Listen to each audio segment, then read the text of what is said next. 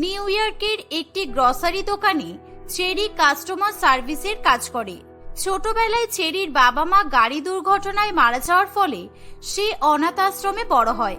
অন্যদিকে সুদীপ চাকরি সূত্রে নিউ ইয়র্কে থাকতে এসেছিল। তার চাকরি পরিবর্তনশীল হওয়ায় সে বিভিন্ন দেশে ঘুরে ঘুরে চাকরি করত। বর্তমানে তার নিউ ইয়র্কে পোস্টিং পড়েছিল। একদিন এই নিউ ইয়র্ক শহরটা যেন কেমন একটা, কোথাও কলকাতার মতো ফুচকা পাওয়া যায় না। এতদিন যেখানেই থেকেছি আমি সেখানেই ফুচকা খেতে পেয়েছি, কিন্তু এই শহরে কোথাও ফুচকা পাইনি।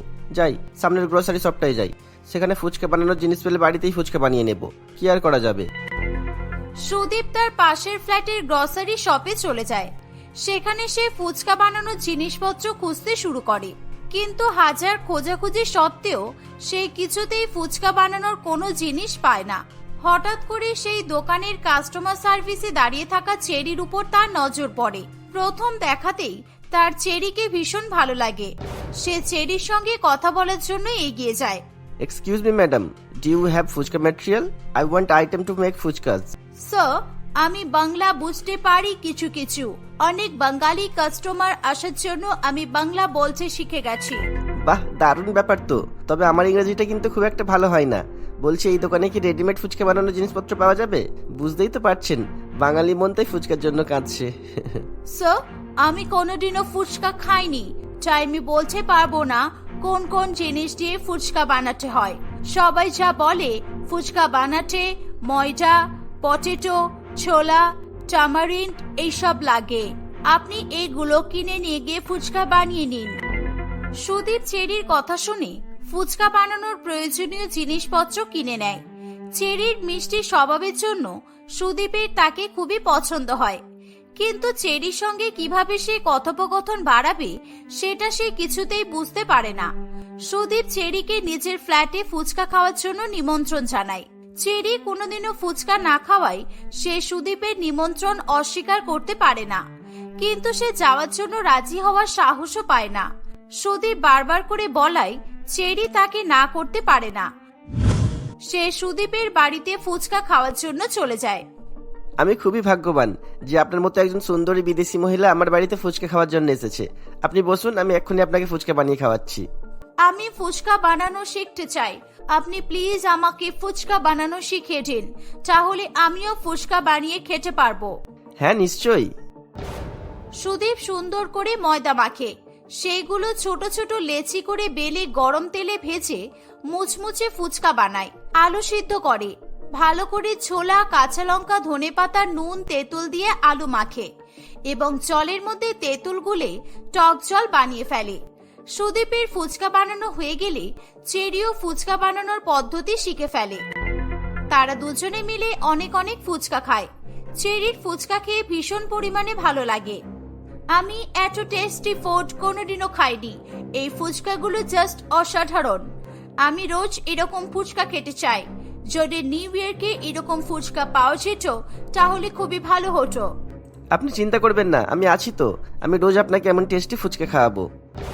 এভাবে সুদীপ প্রায় রোজ রোজ চেরিকে ফুচকা খাওয়াতে শুরু করে। চেরিও ধীরে ধীরে ফুচকা পাগল হয়ে ওঠে। এইভাবে প্রায় কিছুদিন কাটে। সুদীপ ও চেরির বন্ধুত্ব গভীর হয়ে ওঠে। সুদীপ চেরিকে বিয়ের প্রস্তাব দেয়। চেরিও তাকে বিয়ে করার জন্য রাজি হয়ে যায়। কিছুদিনের মধ্যে চেরি ও সুদীপের ধুমধাম করে বিয়ে হয়। বিয়ের পরও চেরির ফুচকার প্রতি প্রেম অটুট থেকে যায়। সে সবসময় ফুচকা বানিয়ে খায় এবং সুদীপকেও ফুচকা খাওয়ায়। এ আমি কি বিপদে পড়লাম। বিয়ের আগে বিদেশি চেরির মন পাওয়ার জন্য ফুচকা বানিয়ে খাইয়েছি, কিন্তু এখন তো উল্টে বিপদে পড়লাম। এই মেয়ে তো ফুচকা ছাড়া কিছুই খাচ্ছে না, আর আমাকেও ফুচকাই খেতে হচ্ছে। ধুর বাবা। এইভাবে প্রায় কিছুদিন কাটে। একদিন সুদীপ অফিস থেকে ফিরে এসে চেরিকে বলে, চেরি, আমার মা কালকে নিউ ইয়র্ক আসবে।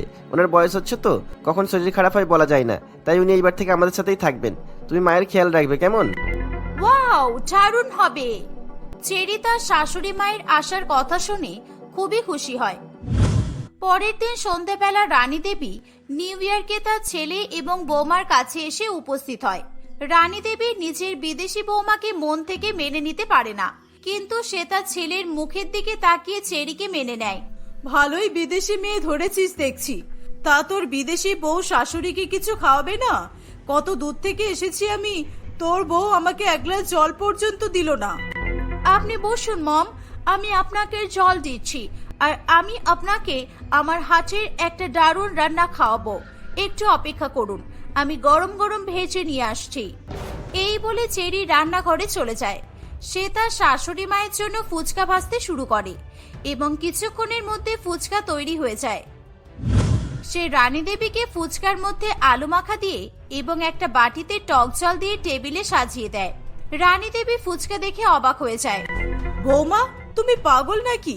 আমি এতটা জার্নি করে এক দেশ থেকে অন্য দেশে এসেছি, আমি খিদের জ্বালাই মরে যাচ্ছি, আর তুমি আমাকে ফুচকা খাওয়াচ্ছ? আমার তো মনে হচ্ছে আমি এখানে এসেই ভুল করেছি। মম, আমি তো ফুচকা ছাড়া আর কিছুই ইন্ডিয়ান খাবার রান্না করতে জানি না।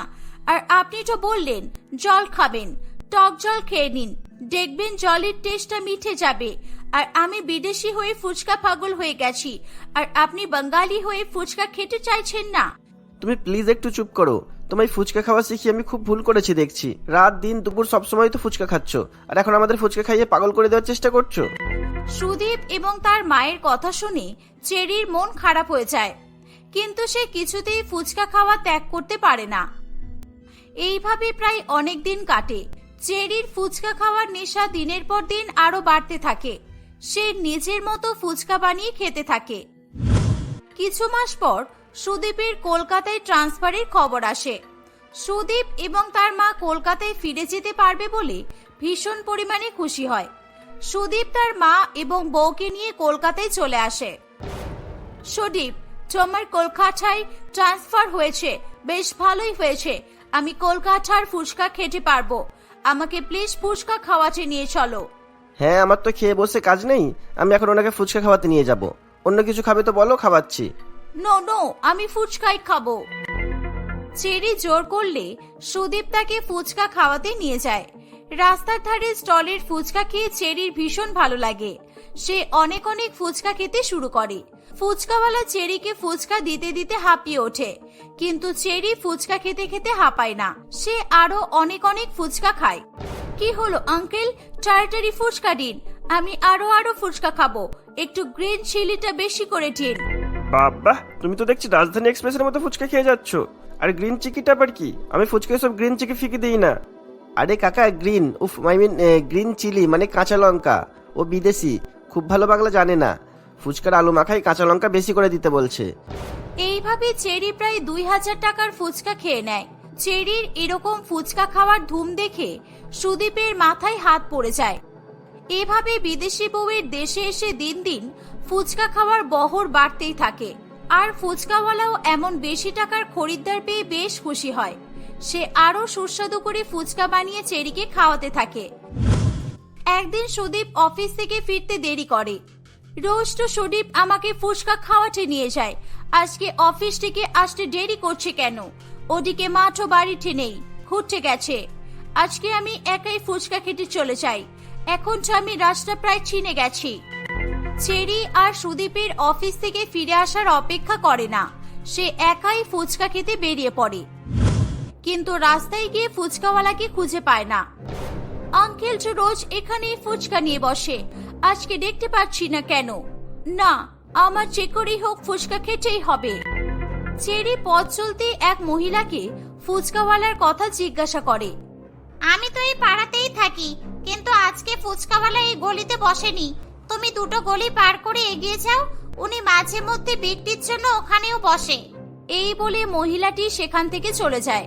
আমি তো ওই দিকটা ভালো মতো চিনি না, তাহলে কি আমি ওখানে যাব? সন্ধ্যাবেলা চারিদিকে লোক ভর্তি, কাউকে একটা জিজ্ঞাসা করে নেব যদি রাস্তা ভুলে যায়। এই বলে চেরি ফুচকাওয়ালার খোঁজে এই দিক ওই দিক ঘুরতে শুরু করে, কিন্তু সে ফুচকাওয়ালাকে কিছুতেই দেখতে পায় না। এইভাবে সে ফুচকাওয়ালার খোঁজে অনেকটা পথ চলে যায়। প্রায় অনেকটা সময় কেটে যায়। চেরি ফুচকা খাওয়ার জন্য পাগলের মতো রাস্তায় রাস্তায় ঘুরতে থাকে। ওদিকে সুদীপ এবং তার মা বাড়িতে ফিরে এসে চেরিকে দেখতে না পেয়ে ভীষণ পরিমাণে চিন্তায় পড়ে। মা, ও শহরের কোনো রাস্তা ঠিকভাবে চেনে না। আমি 1000 বার বারণ করেছিলাম যে ও যেন একা কোথাও না যায়। এটা ওর বিদেশ না, ও তবু আমার কথা শুনলো না। দেখ, মনে হয় ফুচকা খেতে গেছে, কিন্তু এত রাত হয়ে গেছে, তবু ফিরে আসছে না কেন? যদি কিছু উল্টোপাল্টা হয়ে যায়? অন্যদিকে পথ চিনতে না পেরে চেরি একটি অন্ধকার গলিতে ঢুকে পড়ে। সেখানে কয়েকজন মাতাল একটা বেঞ্চের উপর বসে ভীষণ পরিমাণে মাতলামি করছিল। তারা চেরিকে দেখে অকথ্য ভাষায় নানান রকম ইঙ্গিত করতে শুরু করে। কি বিদেশি পড়ি, কোথায় যাচ্ছ রানী? আমাদের বলো, আমরা নিয়ে যাচ্ছি। একা একা যেও না সোনা। দেখুন, একদম মিসবিহেভ করবেন না। আমি ফুচকা আঙ্কেলকে খুঁজছি ফুচকা খাওয়ার জন্য। আপনারা কি ওনাকে ডেকেছেন? এত রাতে বিদেশি পড়ি ফুচকা খাবে বলছে রে। চলো চলো, আমাদের সাথে চলো, তোমায় আমরা ফুচকা খাওয়াবো। যত ইচ্ছে ফুচকা খাবে, চলো ফুচকা খাওয়াবো, চলো চলো। এই বলে তারা চেরির হাত ধরে টানাটানি করা শুরু করে। চেরি ভীষণ ভয় পেয়ে যায়। সে বাঁচার জন্য চিৎকার করা শুরু করে, কিন্তু সারা এলাকা নির্জন হওয়ায় কেউ চেরির গলা শুনতে পায় না। হেল্প হেল্প, আমাকে বাঁচাও প্লিজ। আমি বাড়ি যাওয়ার রাস্তা খুঁজে পাচ্ছি না। Please help me, help me. তোমরা ছাড়ো আমাকে। আজ তোকে কেউ বাঁচাবে না। এমন বিদেশি কড়া ফিগার, উফ, দেখলেই লোভ লেগে যায়। চল বলছি আমাদের সাথে, চল। সুদীপ এবং রানী দেবী থানায় গিয়ে চেরির নিখোঁজ হওয়ার ডায়েরি করে দেয়। পুলিশ বাহিনী চারিদিকে তাকে খুঁজতে শুরু করে। সকলে মিলে অনেক খোঁজাখুঁজি করেও চেরিকে পায় না। হঠাৎ করে তারা একজন মহিলার আর্তনাদ শুনতে পায়। অফিসার, এটা আমার বউ চেরির গলা। ওই তো ওই অন্ধকারের গলি দিয়ে চিৎকার আসছে। তাড়াতাড়ি চলুন, ও নিশ্চয়ই কোনো বিপদে পড়েছে। সকলে মিলে সেই গলিটার দিকে ছুটে যায়। মাতার লোকগুলো চেরির সঙ্গে অসভ্যতামি করতে যাবে, সেই সময় পুলিশ তাদেরকে ধরে ফেলে এবং চেরি প্রাণে বেঁচে যায়। সে সুদীপকে জড়িয়ে ধরে কান্নায় ভেঙে পড়ে এবং সকলকে সব ঘটনা জানায়। পুলিশ বাহিনী মাতালগুলোকে ধরে নিয়ে চলে যায়। এইবার দয়া করে ফুচকা খাওয়াটা ছেড়ে দাও। তোমাকে কে বলেছিল একা একা ফুচকা খেতে আসতে? কালকে যাওয়ার সময় তুমি এগিয়ে গিয়েছিলে যখন, ফুচকাওয়ালা আমায় বলেছিল যে উনি আজকে বসবেন না। আমি তোমায় বলতে ভুলে গিয়েছিলাম, আর তাই জন্যই আমি দেরি করে অফিস থেকে ফিরেছি। কিন্তু তুমি তো কারোর কথাই শোনো না। ইস, আর আমি বোকার মতো না জানিয়ে এরকম কাজ করেছি। আমি আর কখনো ফুচকা খাবো না, আমার ভুল হয়ে গেছে। সেই ঘটনার পর থেকে চেরি আর কখনোই বেশি পরিমাণে ফুচকা খায় না। সে তার পরিবারের সঙ্গে সাধারণ খাবার খেতে শুরু করে। এভাবেই চেরি তার পরিবারের সঙ্গে সুখে শান্তিতে দিন কাটাতে থাকে।